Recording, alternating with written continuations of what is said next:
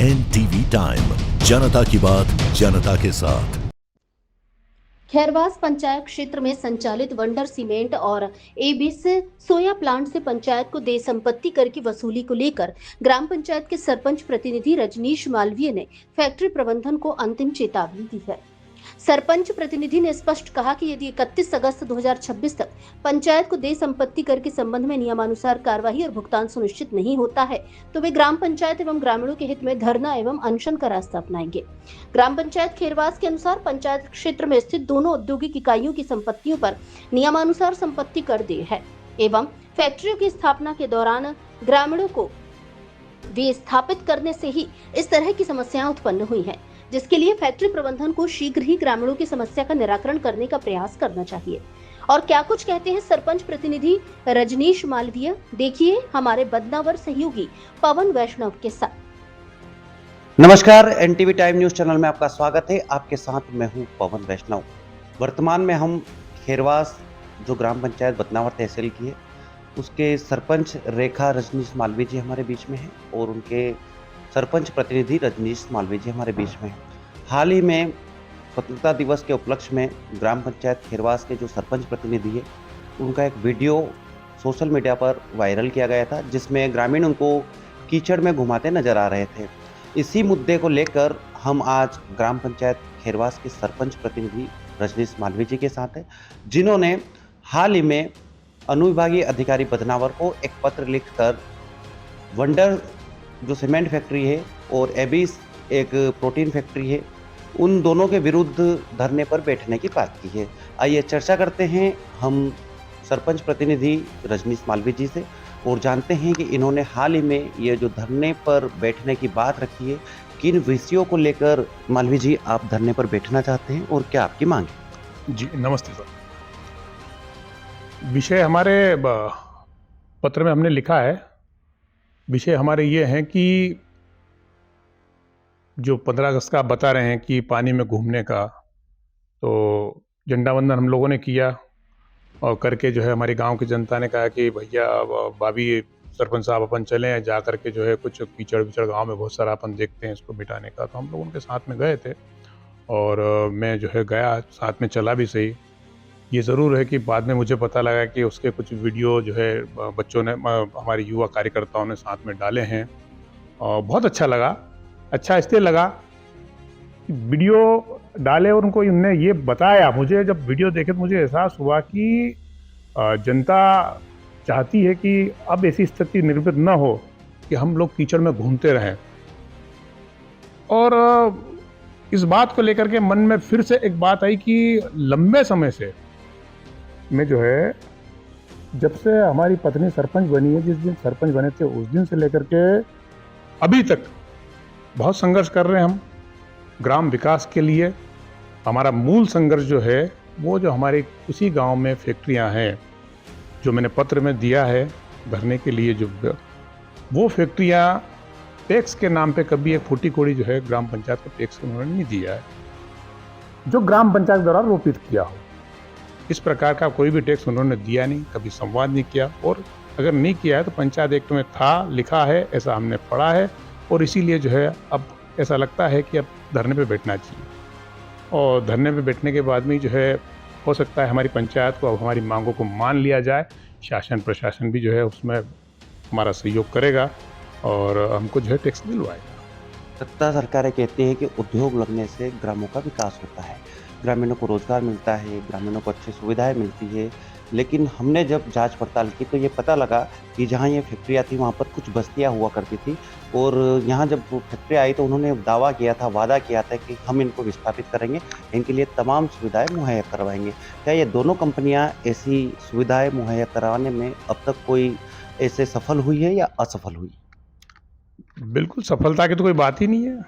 अगर सफल हो जाती तो उस दिन आपने सोशल मीडिया के माध्यम से देखा है कि मैं भी पानी में घूम रहा था और वो वही बस्तियां हैं हमारे खैरवास गांव में, क्योंकि खैरवास का जो मूल गांव है वहाँ तो पूरा सीमेंट कंक्रीट जो है हो चुका था पहले से और चल रहा है। और वो परंतु ये जो बस्तियां थी ये विस्थापित बस्तियां थी। एक वंडर सीमेंट करके जो इंडस्ट्री है उसने जिन लोगों को वहाँ से उठाया था वो तेराटा प्रीमेरा क्षेत्र है हम उसमें घूमे, वो वहाँ कोई काम नहीं हुआ आज तक। ऐसा कैसा सोया प्लांट है, वहाँ पे भी जो है उन्होंने उठा करके कहीं नई आबादी वहाँ पे कुछ लोगों के साथ, तो कभी कुछ ऐसा काम नहीं किया कि उससे जो है ग्रामीणों का जो है जीवन, आम जीवन ठीक-ठाक हो जाए। उसकी मुझे नहीं लगता कोई चिंता करते हैं लोग।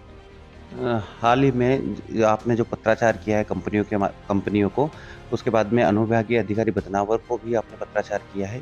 क्या लगता है कंपनियों के कानों में जू रहेंगी, वो ग्राम विकास में अपनी सहभागिता करेंगे?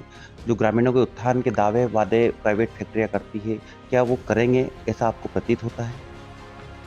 अ, बहुत कुछ तो अभी इस बारे में मैं नहीं बता सकता हूँ, क्योंकि कल ज़रूर एक कंपनी से फ़ोन आया था, बोले आप इस टाइप का धरना प्रदर्शन क्यों कर रहे हैं?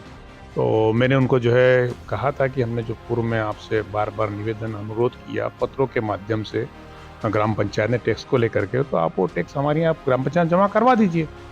अब देखते हैं क्या होता है इसमें। प्रयास हमारा है, ग्राम स्वराज की अवधारणा को पूर्ण करने के लिए जो है जनता ने चुना है, तो लगे हैं उसमें।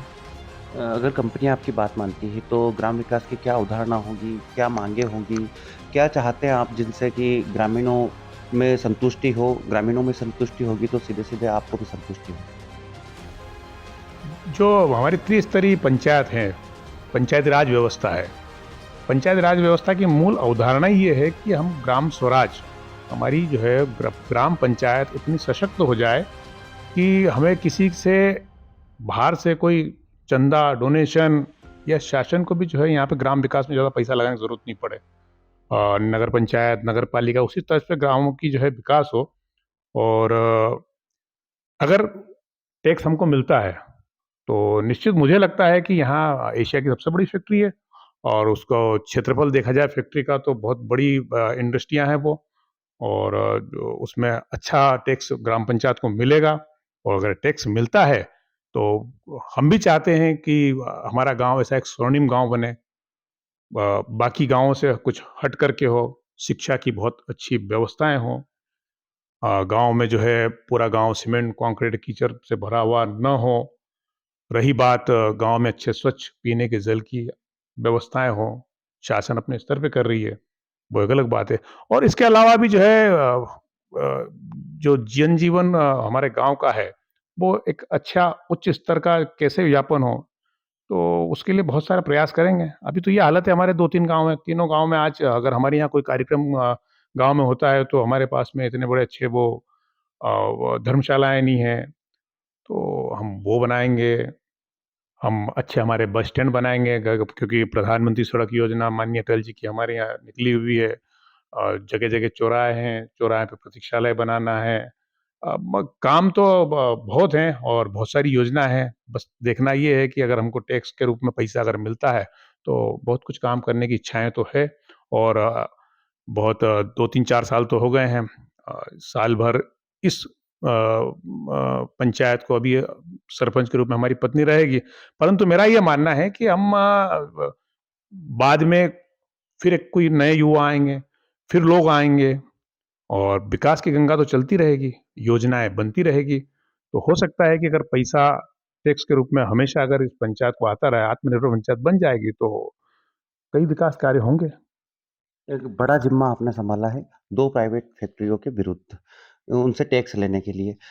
किस तरह का दबाव आप पे आता है? जनता का आपको सहयोग मिलता है या नहीं मिलता है? जनता का सहयोग देखो, जनता बहुत मेरे दोनों तीनों गाँव की जनता बहुत अच्छे लोग हैं, निश्चित अच्छे लोग हैं। अ, गरीब वर्ग के भी हैं, किसान भी हैं, और उनका सहयोग उन्होंने हमेशा कहा है कि भैया इतनी सारी जो है फैक्ट्रियाँ हैं, तो आप लोग पंचायत में आपको इसीलिए तो भेजा है बोले चुन करके। अब आप ये थोड़ी कह सकते हो कि हमारे पास में पैसा नहीं है। अब ये तो आपका काम है, आप कैसे टैक्स लोगे उनसे? तो जनता तो चाहती है कि टैक्स मिले, और सहयोग जनता करेगी। और उससे भी बड़ी बात तो ये है कि जब 15 अगस्त के दिन ही जो है, जो हम लोग घूम रहे थे, जिसका वीडियो 1-2 वीडियो वायरल हुए थे, बच्चों ने जो डाले थे, तो उसमें मैंने उनसे कहा, मैंने कहा भैया, मैं जो है, तुम लोगों ने कहा है कि करो, तो मैं तो जाके धरने पे बैठूँगा, और तुमको भी चलना है। तो बड़ी मज़ेदार बात ये थी कि एक ने कहा कि हम क्यों चलेंगे? भैया हमने तो आपको उस दिन वोट दे दिए थे, वो इसीलिए वोट दिए थे आपको कि अब हमारा काम जो है बचा हुआ आप करोगे। अभी 2 दिन पहले जो है हम वापस से जब गए थे तो लोगों ने कहा कि हम साथ में बैठेंगे, और तो मैंने कहा कि नहीं, अब आप मत बैठो मेरे साथ में। मेरे को याद है उस युवा बच्चे की बात, जिसने ये कहा था कि हमने वोट आपको इसलिए दिए हैं कि हमारी जो परेशानियाँ उसको मिटाने का काम आपका है। आप गाँव के जो है मुखिया हैं, और मुखिया तो ऐसा होना चाहिए कि जो है सबकी बराबर की चिंता करे। तो निश्चित सहयोग तो सबका है, और पर मैं तो सबसे आह्वान करूँगा कि किसी मेरे साथ में जो है हम दोनों पति-पत्नी बैठेंगे, और बाकी लोग जो है हमारी बात को जो है लोगों के बीच में रखेंगे।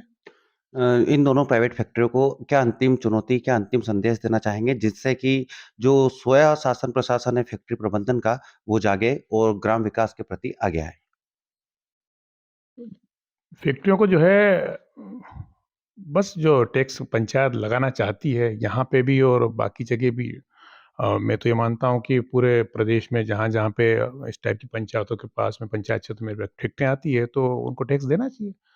अ, वो कोई अलग तो है नहीं, हम तो स्वागत कर रहे हैं फैक्ट्रियों का, और हम तो चाहते हैं कि हमारे क्षेत्र में ज़्यादा इंडस्ट्रियाँ आएँ, रोज़गार के अवसर मिलेंगे, विकास मिलेगा, और निश्चित अगर वो फैक्ट्रियाँ जो है इस प्रकार की जो है हमारी बात को मानती है, तो हम लोग बिल्कुल साथ में हैं इसी फैक्ट्री के, विषय नहीं।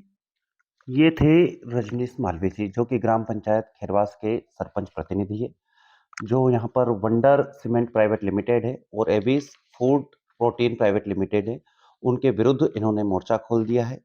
इनकी प्रमुख मांग है कि ग्राम विकास की जो अवधारणा है, जो फैक्ट्रियों ने ग्रामीणों का नुकसान किया है, उनको विस्थापित किया है, फैक्ट्रियों की नैतिक जिम्मेदारी बनती है कि वो उन विस्थापित ग्रामीणों के लिए पर्याप्त सुविधाएं मुहैया करवाए। कैमरा पर्सन योगेश बैरागी के साथ बदनावर से पवन वैष्णव।